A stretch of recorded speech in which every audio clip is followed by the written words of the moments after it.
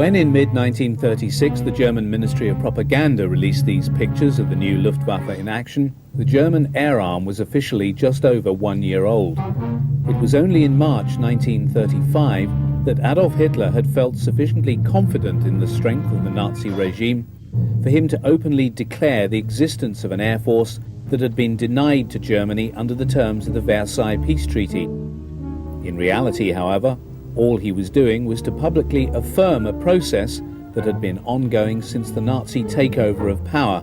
Within days of his becoming Chancellor in January 1933, Adolf Hitler had sanctioned the secret building of a new German air force. Thus, by the time it was officially unveiled, the Luftwaffe could already boast a strength of nearly 2,000 aircraft and some 20,000 men. Significantly, one of the main types of aircraft shown to illustrate the growing power of Germany's bomber wings was already in the process of being phased out by the Luftwaffe, even as this film was being made. The Dornier Do-23, a development of its dangerous forebear, the Do-11, was also deemed to be a failure, with production of the type beginning and ending in the previous year. Although some 210 machines of this purpose-designed bomber were built, its performance was so poor that the Luftwaffe increased production of the bomber version of the Junkers 52 transport in preference. Furthermore, prototypes of new second-generation bombers were already being tested. Such matters were of little consequence, however, to the makers of this film, whose primary concern in showing the type in action was to communicate the image of an already powerful and effective Luftwaffe, both in Germany and beyond. In this they succeeded, for 1936 sees the beginning of genuine concern within British and French military intelligence about the growth and potential of the new Luftwaffe. The death in June 1936 of General Wever, the first Luftwaffe Chief of Staff, was to have a major impact on the bombing arm, believing, as he did, the need for the Luftwaffe to possess a long-range bomber able to reach Scotland and the Urals from Germany. Dornier's response was the Do-19, which first flew in October 1936. The 4 low-powered engines permitted a maximum speed of just under 200 miles an hour and a range of 994 miles, carrying a moderate bomb load. Taking to the air some months later was the Junkers Ju-89. It also mounted 4 engines and had a similar performance to the Do-19. However, with Wever's death, the writing was on the wall for these 2 projects. In April 1937, Luftwaffe Commander Hermann Göring and General der Flieger Erhard Milch endorsed the recommendation of the new Luftwaffe Chief of Staff to cancel the Ural bomber project. Both were concerned that building a heavy bomber force would detract from construction of the larger number of twin-engine bombers. The Air Staff, however, continued to demand a 4-engine heavy bomber, for which Heinkel was issued a contract to build the He-177 in 1937.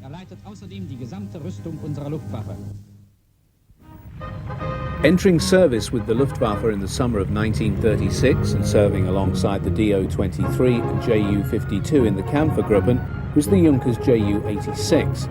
As with a number of other bomber types, this aircraft had been flown originally in the guise of a civilian airliner for service with the Deutsche Lufthansa.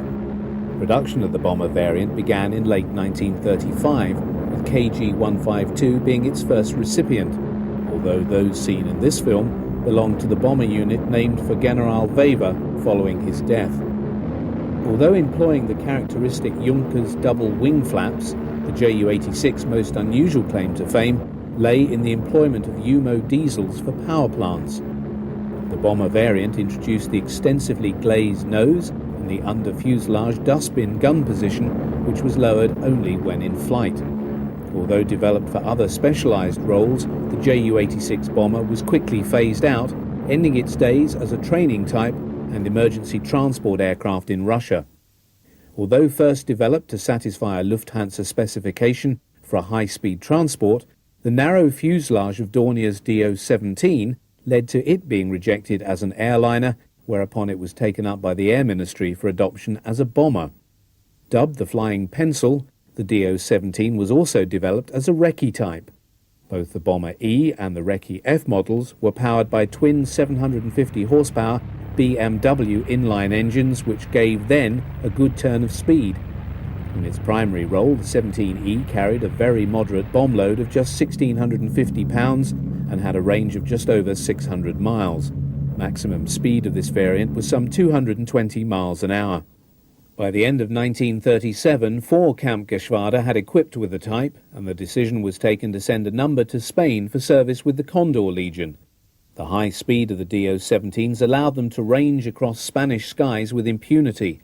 By mid-1938, the arrival of faster Soviet-supplied fighters saw this advantage leach away. The DO-17E was extensively photographed throughout this period, especially when on manoeuvres with the Army. Fitting radial engines to the type saw the emergence of the DO-17M and P variants. These began to replace the earlier models of the DO-17 in the Bomber and Recce units from 1938 onwards. On September the 19th, 1938, Luftwaffe strength returns indicated that 479 of all models of the DO-17 were serving with frontline units. The redesigned DO-17Z, introduced in 1939, had a deeper forward fuselage and heavier defensive armament. One of the most influential German aircraft to emerge in the interwar years was the Heinkel HE-70. Adopted by the Luftwaffe, it was used mainly for reconnaissance. Many of its features were employed in the design of the Heinkel 111, the type that provides the defining image of the Luftwaffe bomber at war. In essence a scaled-up HE-70, it retained the same elliptical wings and fuselage design. The first prototype was flown as early as February 1934. Entering Luftwaffe service in late 1936, in 1937, 30 HE-111Bs were dispatched for combat testing to Spain. From 1937 through 1939, further variants of the design left the production lines. These were identified as the E, F and J models. It was, however, only with the introduction of the Daimler-Benz powered Model P to Luftwaffe bomber units in early 1939 that the type was to acquire the very distinctive glazed and asymmetric nose that was to characterize the type until taken out of production in the autumn of 1944. The HE-111 was to be encountered on every front on which the Luftwaffe operated between September 1939 and the end of the conflict. Though obsolescent long before, in the absence of a suitable replacement, the Heinkel 111 soldiered on as both bomber and transport, flying its very last operational sorties, quite literally in the closing days of the war. Although the Model P remained in limited production through to early 1940, it was the UMO-powered Model H series, extending to some 23 subtypes, which was to become the most numerous of all the HE-111 models to see service. The first H-1 only entered Luftwaffe service in May 1939, but so rapid was the production of this variant that no fewer than 400 had been delivered by the time Poland was attacked on the 1st of September, with over half of all the HE-111s in service on that date being of this mark. Although defensive armament was improved on the H-2, the relatively weak protection afforded by the onboard machine guns and the vulnerability of the type to attack by enemy fighters only became really apparent during the Battle of Britain. Nevertheless, it is true to say that Heinkel's HE-111 was one of the truly classic aircraft designs of the Second World War, and for that reason it holds an honourable place in the Aviation Hall of Fame.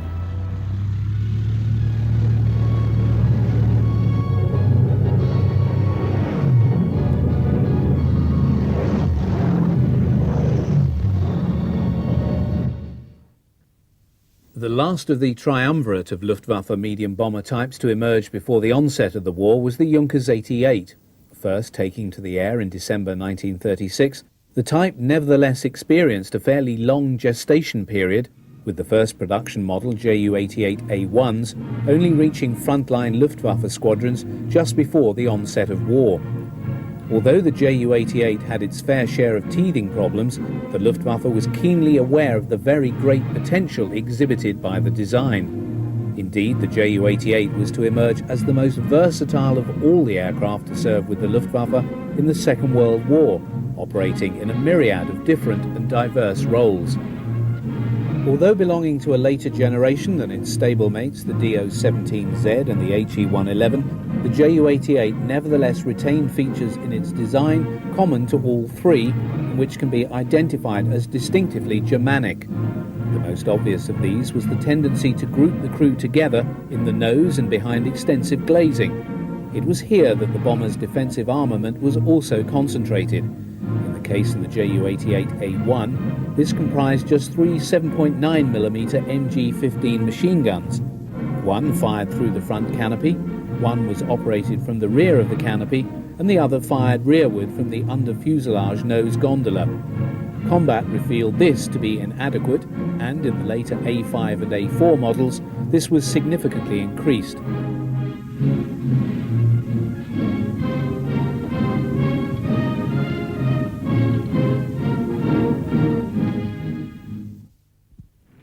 In keeping with the enthusiasm for dive bombing espoused by some quarters of the Luftwaffe, the Ju-88 was one of the largest aircraft used by the Germans capable of carrying out this task. No aspect of its design, allied to a bomb load and range which mirrored that of the HE-111 and Do-17Z, better exemplifies the planned role of the Luftwaffe bomber force on the eve of war as being to service the tactical requirements of the German army. Early on the morning of August 26, 1939, the commanders of Luftwaffe units belonging to Air Fleets 1 and 4, under the commands of Generals Kesselring and Löhr, spread out on airfields in East Prussia and in Pomerania and Silesia, were flashed the secret call sign Ostmarkflug. This somewhat prosaic reference to an eastern border cross-country flight was the instruction for them to begin final preparation of their units for the launch of Fall Weiss, the code name for the German invasion of Poland, due to begin on the 1st of September. Over the next few days, Luftwaffe ground crew, nicknamed the Black Men after the colour of their overalls, worked round the clock to prepare their charges for the coming conflict. Bombs were loaded, guns checked and ammunition stored. On the eve of the attack on Poland, all remaining aircraft were deployed to their forward operating bases. Final confirmation of the attack came in the early hours, and by the break of day, pilots and their crew were entering their aircraft in readiness for the green light to begin the aerial assault on Poland. Of the 1,600 aircraft assembled by the Luftwaffe for the invasion of Poland, some 400 comprised Heinkel 111s, KGs 1, 26 and 27, and Lehrgeschwader 1 operated with Air Fleet 1 with only KG-4 equipped with Heinkels serving with the 4th Air Fleet. Of the 4 Do-17Z equipped bomber wings, KGs 2 and 3 operated under the auspices of Air Fleet 1 and KG 76 and 77 with Air Fleet 4. In total, 319 serviceable Do-17Zs were employed in the aerial assault. Primary targets of the medium and dive bombers on the opening days of the assault were the Polish airfields. Although the term blitzkrieg would be coined by the Anglo-French allies to describe the form of warfare now unleashed by the Wehrmacht on the hapless Poles, it was nevertheless appreciated by the Germans that the destruction of the enemy air force in the opening days of the conflict was the key to securing a rapid victory. So it was the opening assaults by the bomber wings of the Luftwaffe were targeted on Polish airfields. The first Do-17 sortie of the war took place when at 0530 hours, a Staffel from KG-3 took off from an airbase in East Prussia to attack the approaches to the railway bridge at Dachau. All other Do-17 Staffeln were winging their way eastward to destroy the Polish air force. HE-111 units, including a number still using the earlier P variant, were involved in heavy bombing raids on Polish air bases from Lemberg through to Krakow. The Heinkels of LG-1 and KG-27 targeted Warsaw on the opening day of the war. The intensity of operations saw a rapid turnaround of the bombers when they returned to their bases.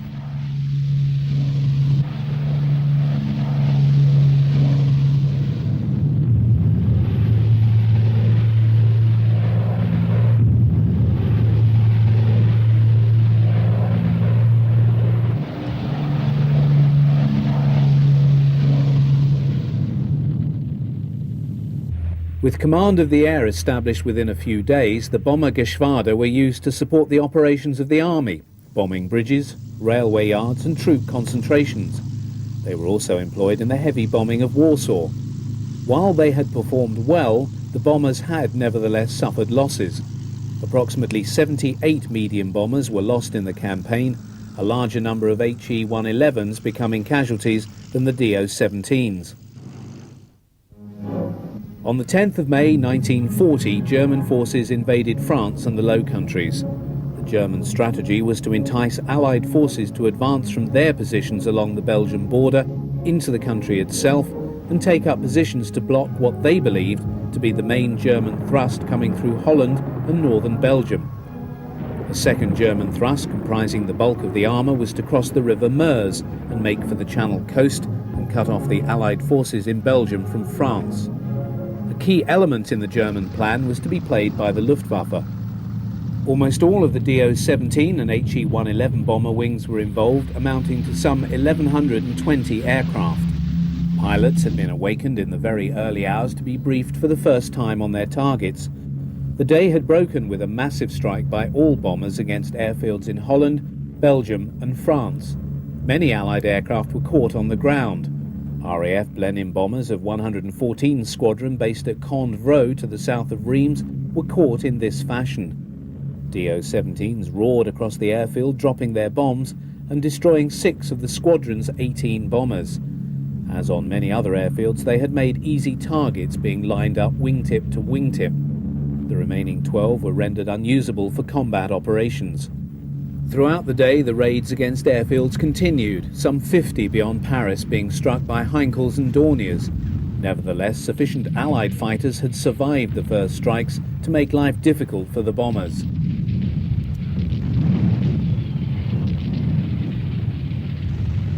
The scenes of destroyed and abandoned equipment littering the beaches of Dunkirk and shown to German audiences on the weekly newsreel did not tell the whole story.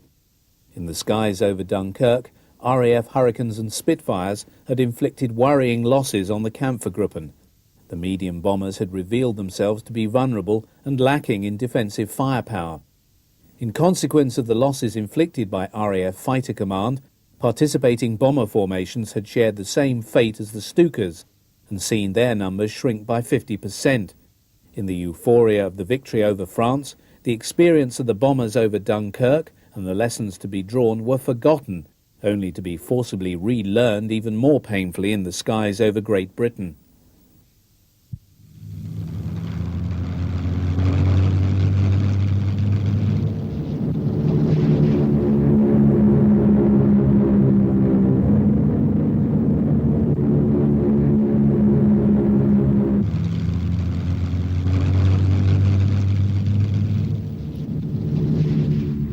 The second phase of the Western campaign began in early June with a major offensive by the Germans against the French positions on the line of the rivers Aisne and Somme. This had been preceded in familiar fashion by further massive airstrikes by the Luftwaffe.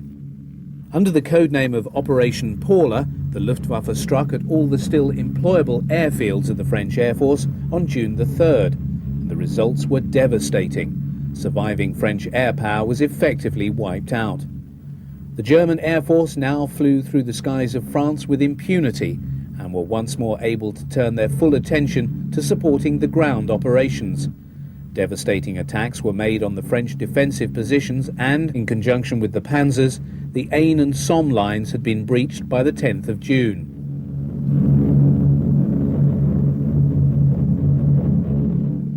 Newsreel cameramen flying with the bomber crews now captured sorties by HE-111s as they flew over Paris and attacked the huge railway marshalling yards to the south of the city. Flying above the railway lines, the Heinkels now searched for targets of opportunity, strafing and bombing anything that seemed to have any military value. Paris was occupied on June the 10th and the German advance pushed southward. The French forces were showing all the signs of disintegration. Operations ended with the armistice signed at Compiègne on June the 22nd.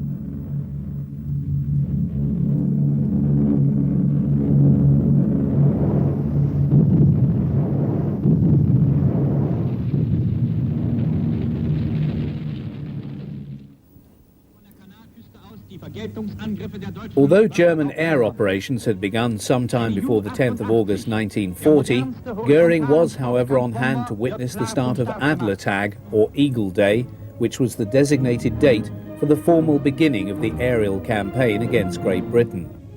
Even so, it was some 2 days later that the campaign began in earnest. Seeing combat for the first time in significant numbers was the new Ju-88A1. On the 12th of August, 63 Ju-88s from KG-51 Edelweiss bombed Portsmouth. On the 15th, 50 belonging to KG-30 flew from their base in Denmark and attacked the RAF air base at Driffield. Of the three bomber types employed by the Luftwaffe, the Ju-88 was undoubtedly the most effective, but that observation was only relative, for it too was discovered to be as vulnerable as the HE-111 and the Dornier 17 to fighter attack by the RAF. Luftwaffe's strategy at this time was to target RAF airfields in order to pin down and destroy the assets of fighter command. Initially, such raids were undertaken by the bombers without the close protection of the Bf-109s of the Jagdwaffe. In the early stages of the battle, they were encouraged to engage in hunt-and-kill missions against RAF fighters. When the latter attacked the bombers, their lack of protective armour and poor defensive firepower made them highly vulnerable. Losses among the Kampfergruppen began to mount. On September the 7th, Goering was once more standing on the cliffs at Camp Blanc-Ney, but this time to watch his bombers sweep overhead to begin the campaign against London. Switching the bombers from attacking the airfields to hitting London may have been good for propaganda, but was a strategic error of the first order. The RAF were thus given the breathing space to recoup its losses and prepare for the next round.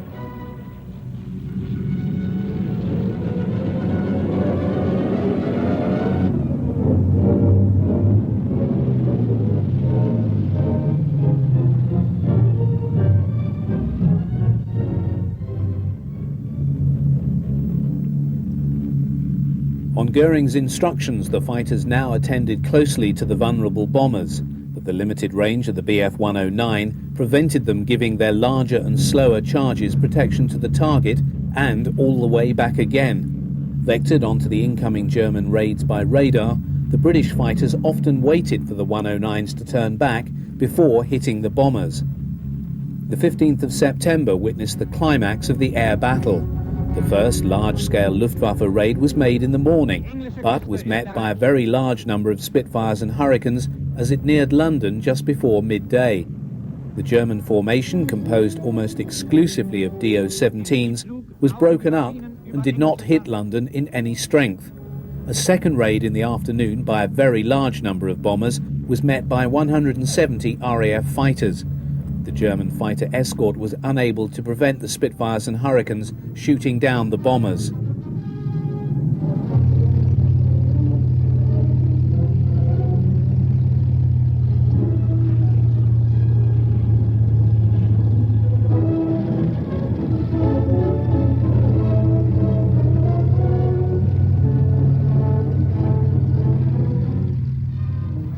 Although Luftwaffe raids continued, they never thereafter matched the pitch of the 15th of September. 2 days later, on the 17th, the British intercepted and decoded a signal from the OKW ordering the dismantling of invasion transport facilities in Holland. This was the first indication that Operation Sea Lion, the code name for the proposed invasion of Britain, had been cancelled indefinitely. Goering now had time to rue the cost of a strategic air campaign waged by an instrument that was not designed for, nor was up to, the task. In a report from the office of Ernst Udet, the Quartermaster General of the Luftwaffe, he pondered the figures that gave a detailed breakdown of Luftwaffe losses between the 3rd of August and the 28th of September. A total of 719 bombers had been lost in that period, as well as 400 of the crews that flew them.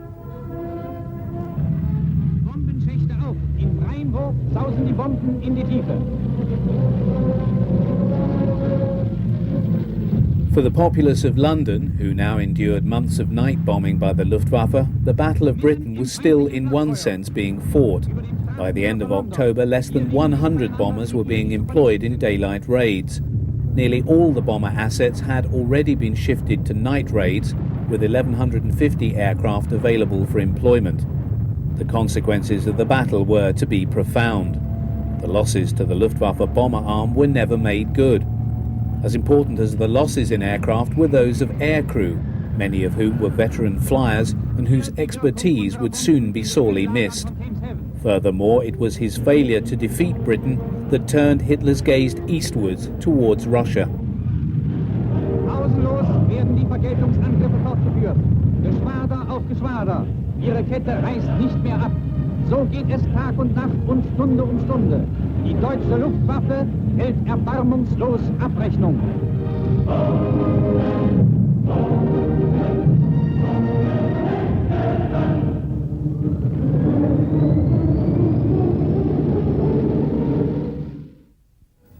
While the newsreel shows an affable and amiable Reich Marshal visiting his men in France and awarding them medals for the valiant service, it is clear that his personal prestige and that of the Luftwaffe had taken a tumble in Hitler's eyes.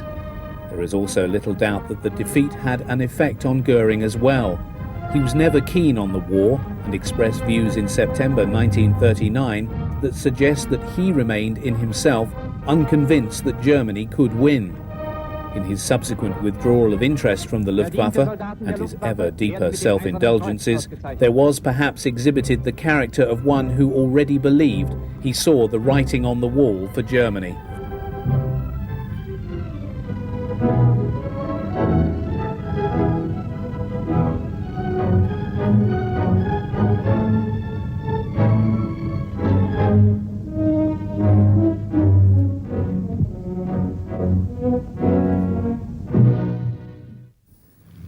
Essential to the planning of any major bombing raid was the availability of up-to-date intelligence of the target. The provision of photo reconnaissance units in the Luftwaffe had been built into its organisation from the beginning. The first aircraft employed for the role was the Heinkel HE-70. This was replaced by the Do-17 from 1937 onwards. This aircraft made way in turn for the specialised photo recce variant of Ju-88A1. This Junkers aircraft was regarded by the Luftwaffe as the jewel in its crown. Derived from the A1 bomber variant, the photo recce type began to enter service in small numbers with the Aufklärungsgruppe in 1940. Others were attached to the standard Bombergruppen. The advantage of the Ju-88 in this role was its relatively high speed and fairly long range. In this photo recce mission, the Ju-88 flies out over enemy territory to acquire the necessary photo intelligence of the enemy's defences and dispositions. During the flight, the delicate wide aperture lens is protected by a cover which is only withdrawn as the aircraft makes its photo pass over its target. A number of images are rapidly taken and the Ju-88 beats a fast retreat before it can be intercepted by enemy fighters. The keynotes of photo recce operations were and still are speed and stealth. With the task accomplished, the radio operator signals base that the aircraft will be shortly returning with the desired film, and to have preparations made for its rapid development.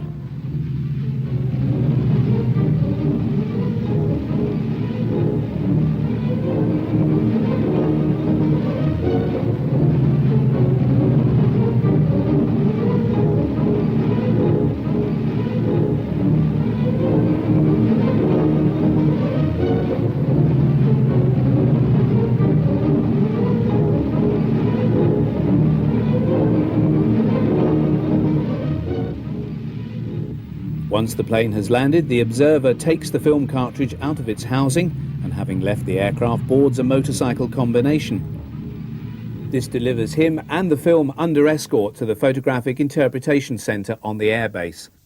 Grasping the film cassette, the soldier now enters the building and prepares to hand it over to the duty officer. Having scrutinised the manifest, the officer takes possession of the film case and passes it on to the labs. The film is then developed by the staff and made into a form suitable for use in the mission planning by a bomber crew. Employing highly detailed maps of the Coventry area, the crew plans its flight to the target. Many of these maps were acquired by Germany before the war, either by open purchase or in secret.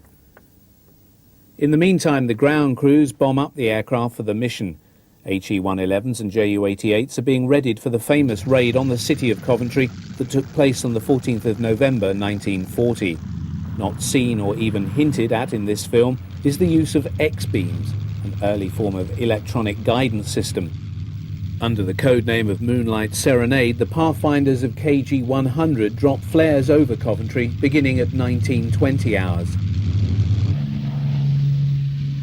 Over the next 11 hours, 449 German bombers attacked the city. 500 people were killed, over 1,200 injured, and 60,000 buildings destroyed, along with the famous cathedral.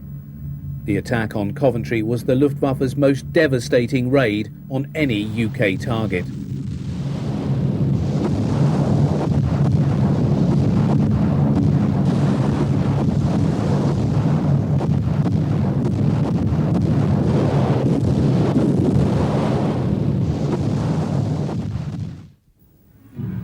For Admiral Dönitz, officer commanding U-boats, the German occupation of the French Atlantic coast was an event of the greatest significance for the submarine war against Great Britain.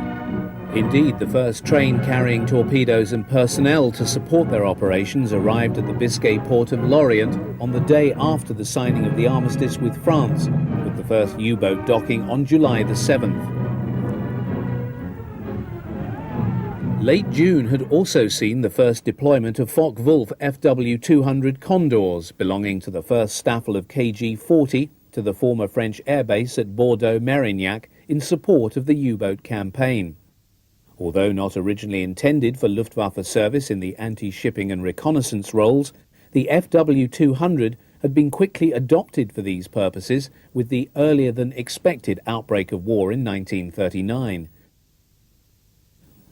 The Condors flew from Bordeaux out to the west of Ireland and then northwards to land at Trondheim or Stavanger in Norway. Although initially credited by the British with being able to carry a formidable offensive load, in reality the Condor toted a maximum of the 5 550-pound bombs seen being loaded by the ground crew. Defensive armament of the C-1 variant comprised of 3 MG-15 machine guns and 1 20mm cannon. With the aircraft fully bombed up and fueled, and the crew briefed with the latest intelligence from Marine Group West at Lorient, the mission began.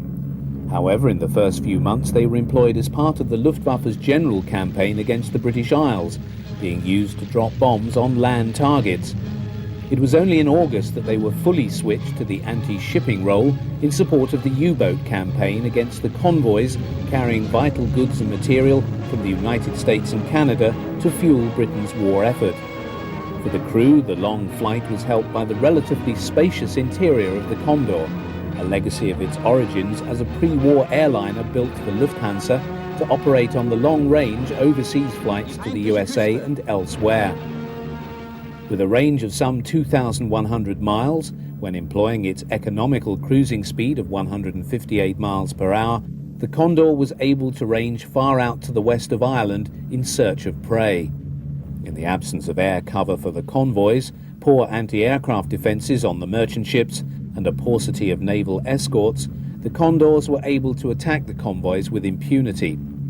In the 8 months between August 1940 and February 1941, the Condors of KG-40 accounted for 85 vessels, amounting to 363,000 tons of shipping sunk.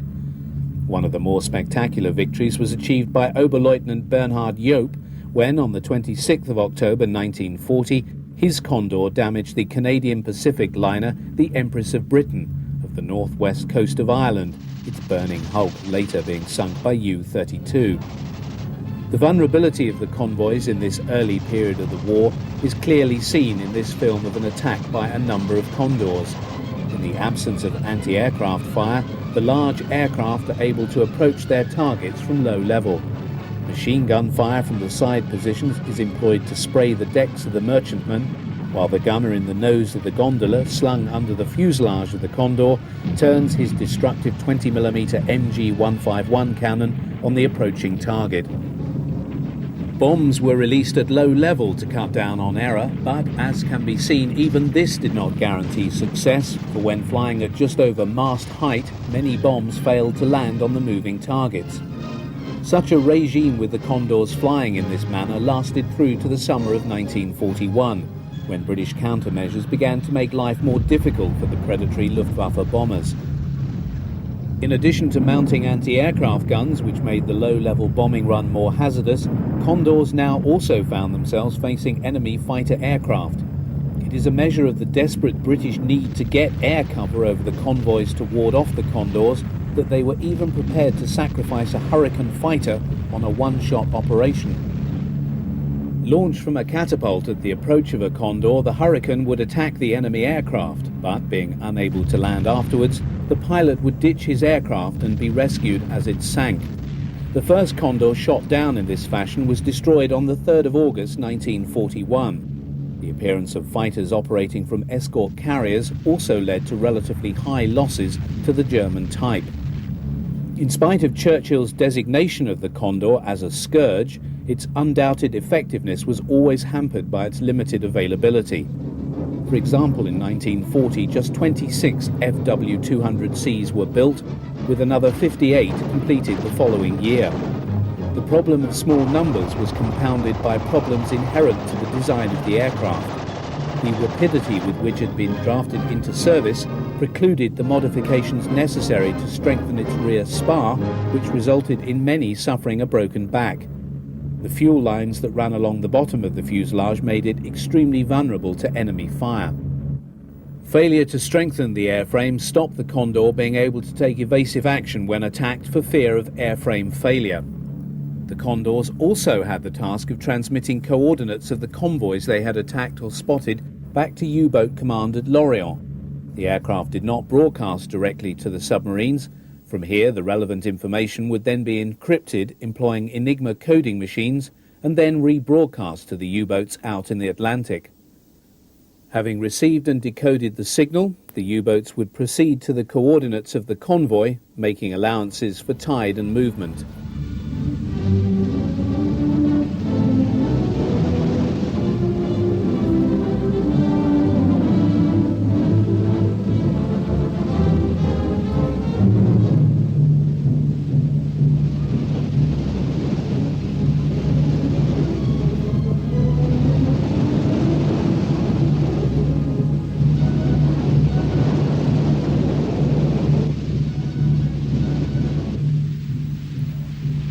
In practice, the process of vectoring U-boats onto convoys using data sent from the Condors never met with any success. In part, this was because it was not possible for the Navy, who lacked their own spotter planes like the Condor, to manage to coordinate properly with the Luftwaffe. It was in search of this greater harmony that, in January 1941, Dönitz appealed to Hitler, arguing his case for the U-boat arm in the Atlantic to be given its own eyes. Hitler concurred and subordinated KG-40 and its Condors to his submarine command. This did not go down at all well with Goering. Nevertheless, it was the Condors rather than the U-boats who benefited from this new relationship. On the 9th of February, U-37 sighted convoy HG-53 outbound from Gibraltar and heading home to Britain. The commander of the U-boat, Corvette Capitaine Erne, attacked and sank two ships some 160 miles to the southwest of Cape Vincent. He then called Lorient, who dispatched 6 of KG-40's Condors, which then succeeded in sinking another 5 of the vessels in the convoy. 10 days later, a Condor called in U-boats to a convoy, and a wolf pack was formed up which dispatched 3 ships, with the Condors sinking a further 9. However, the results for such cooperation never truly realised Dönitz's expectations. After all the action, it was time for the crew to relax on the homeward leg of the flight. A more carefree atmosphere now pervades the aircraft as the stress of combat gives way to the relief of exhaustion and the prospect of landfall in Norway. After an exceptionally long flight from Bordeaux-Merignac, the Condor gets ready to make its final approach into Trondheim. Flying over the base, the Condor waggles its wings in the best fighter tradition to indicate its success in achieving a kill. Visible on the forward fuselage just under the canopy is the World in a Ring insignia carried by Condors serving with KG-40. A number of those Condors making this round trip to Norway would soon find themselves being stationed permanently in that country from 1942 onwards to help combat the convoys sailing from Britain to Murmansk.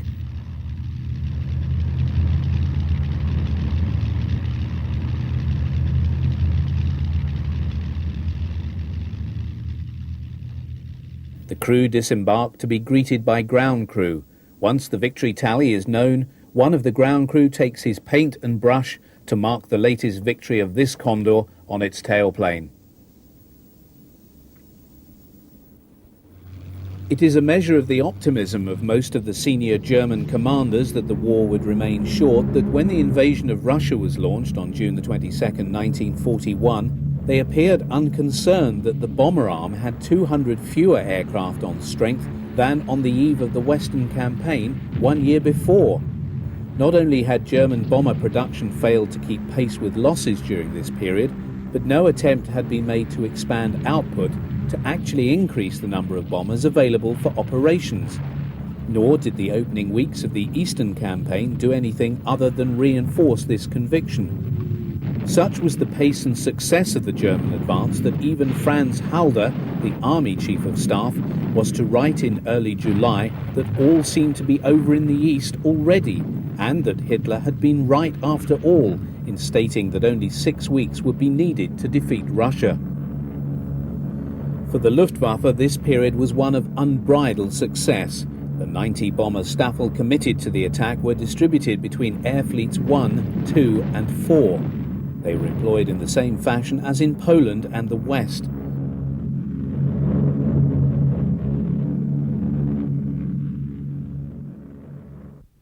June the 22nd had witnessed massive raids by DO-17s, Ju-88s and He-111s on the priority target of Soviet airfields.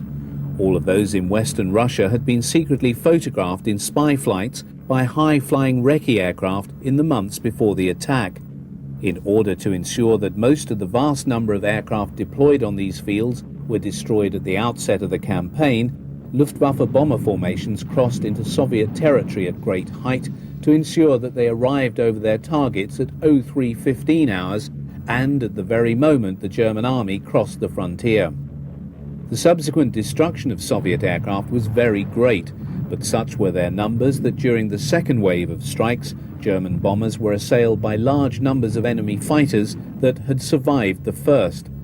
Nevertheless, by the end of June, the Luftwaffe had gained air supremacy over the northern and central sectors and air superiority in the south. Nevertheless, problems for the bomber formations began to mount. The further they moved eastward, the more thinly spread out they became, and the more difficult it was for them to be supplied. In addition, a major constraint on their effective use was the manner in which they had become tied to Army's apron strings. Given the lack of sufficient numbers of the ground support types such as the Stuka, the medium bombers were employed instead as substitutes, becoming mere adjuncts of the army, employed as flying artillery, as Adolf Galland put it. However, for the newsreel cameraman of the propaganda department attached to the advancing ground forces, the scenes of massive destruction of Soviet forces and equipment, such as that seen here, and which was attributed to the bombers of the Luftwaffe, made good copy for sending back to Germany. Indeed, these scenes were repeated on many occasions, as the bombers were tasked to destroy railway stations and trains in sidings, troop concentrations, artillery positions, and assault the huge columns of the retreating Red Army. When shown on the weekly Wochenschau in the cinemas in the fatherland, such powerful images did much to foster a sense of optimism among the populace that the war in the East would indeed be soon over. Yet the triumphalist mood communicated by the propaganda department was not mirrored by the Luftwaffe bomber commanders. Serious concern was being expressed at the way the scale and pace of operations was resulting in high bomber losses. The 4 Heinkel 111 Gruppen in action in Russia by the end of July could deploy only 128 serviceable bombers on August the 16th. total numbers of this type operating in all theatres was just 190 machines. Such was the level of operational attrition. As significant were the high numbers of valuable aircrew lost by having the medium bombers employed on operations for which they had not been designed. Losses among the approximately 400 Ju-88s available on June the 22nd had also been high. In short, the bomber units were being worn down by accumulation of factors: losses through combat attrition, a rise in the unserviceability of machines brought about by the pace of operations, and constant shifting of bomber units from one sector to another. Ad hoc airfields on unsuitable terrain led to damage to the undercarriages of many bombers, factors compounded by the great stress being placed upon the overstretched transport arm. In early August, the head of the Luftwaffe, Reich Marshal Hermann Göring, was captured on the newsreel visiting a headquarters on the Eastern Front. There to greet him was Field Marshal von Brauchitsch, the Commander-in-Chief of the Army. Although appearing to be outwardly smiling and optimistic, Göring was not a happy man. He was one of the very few senior military and party figures who had openly expressed his profound doubts about the wisdom of invading Russia to Hitler. Throughout early 1941, and right up until the very last minute, he had dogged the Führer and tried to get him to change his mind. Once the plan for the invasion of Russia was revealed, he also expressed his view that it was unlikely that the USSR could be defeated in the 6-week period Hitler had allowed for the campaign. In one of his final attempts to change Hitler's mind, he stated that the ground forces can't fight any more without Luftwaffe support. They're always screaming for the Luftwaffe. There's nothing I'd like better than to see you proven right, but frankly, I doubt that you will be. Göring clearly had a better grasp of matters than did his leader. On the closing day of September, the Germans launched what they expected to be the last phase of the campaign that would see the Soviet Union defeated before the onset of the winter. Codenamed Typhoon, its first objective was the destruction of the bulk of the Soviet armies screening the approaches to Moscow. Thereafter, with the defences in front of the Soviet capital shattered, it was expected to fall swiftly to German armoured columns. So committed to supporting the army had the bomber units been in the opening phase of Barbarossa that it had not the time or the resources to address other strategic targets beyond the main battlefield. So it was not until a month after the invasion of Russia that Moscow experienced its first raid by the Luftwaffe. Drawing on bombers from a number of different Kampfgeschwader, approximately 200 HE-111s and Ju-88s took off from the airfields in the Smolensk area and headed towards the Soviet capital on the night of the 21st-22nd of July. The defences of Moscow were well prepared and equipped for the incoming Luftwaffe raid. The capital was surrounded by anti-aircraft guns and a number of Soviet fighter squadrons based on airfields around the city. Alexander Wirth, a British war correspondent serving in Moscow at the time, described how impressive was the anti-aircraft barrage, with shrapnel clattering down onto the streets like a hailstorm and dozens of searchlights lighting the sky. He stated that he had never heard or seen anything like it, even in London. The Luftwaffe had not expected to encounter such heavy defences. According to Wirth, the Soviets claimed that just 10 or 15 planes out of the attacking 200 had broken through. Leading the bombers of KGs 27, 53, 54 and 55 over the city were the Pathfinders of Kampfergruppe 100 and 3 KG-26, who dropped flares over the primary targets. According to German sources, which dispute the Soviet claims, most of their aircraft did drop their loads, amounting to 104 tons of high explosive and 46,000 incendiary bombs on Moscow itself. This attack was followed by 2 others over the next 2 nights, but they were smaller in scale. Moscow was to be attacked, albeit in a desultory fashion, on another 73 occasions by the end of 1941, but these were mainly nuisance raids undertaken by forces comprising 10 bombers or less.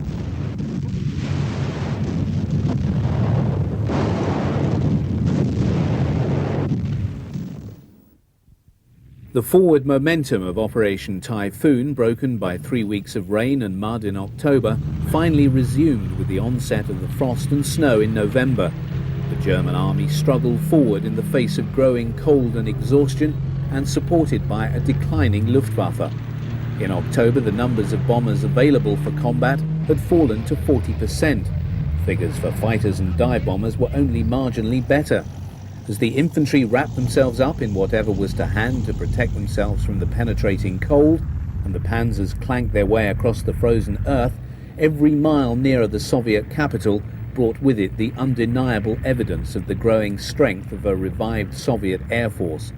Nor was the ability of the Luftwaffe to assist the offensive aided by Hitler's decision to withdraw bomber groups from Russia and dispatch them to Sicily. Within days of the final collapse of Typhoon, the Soviets went over to the counter-offensive before Moscow, inflicting on the Wehrmacht its first great defeat of the war. Between early December and the end of the winter, the German forces in the line before Moscow came perilously close to destruction.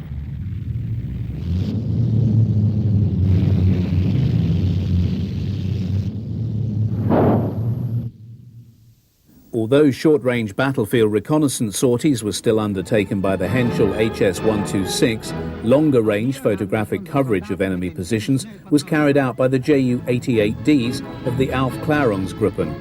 This example has arrived back at its airfield with the latest photos of Soviet dispositions. In the photographic interpretation section, the pictures are developed and then studied. From the information drawn from the images, orders are then sent to the bomber unit.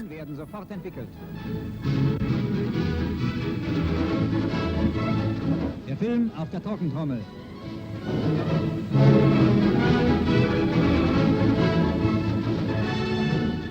Und hier die Auswertung.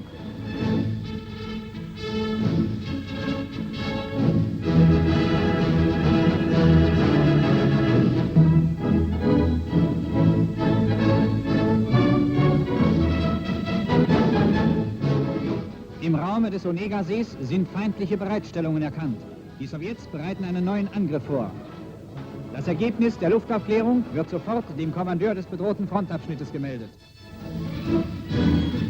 Junkers 88s belonging to KG 51 are prepared for combat by their black men.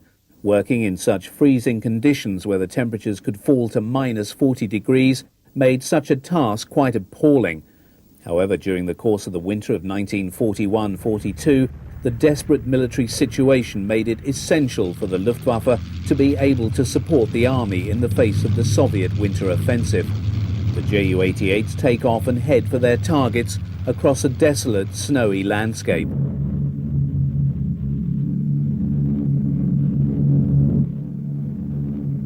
In Russia, the once proud bombing arm of the mighty Luftwaffe would, in the months and years to come, be slowly bled white.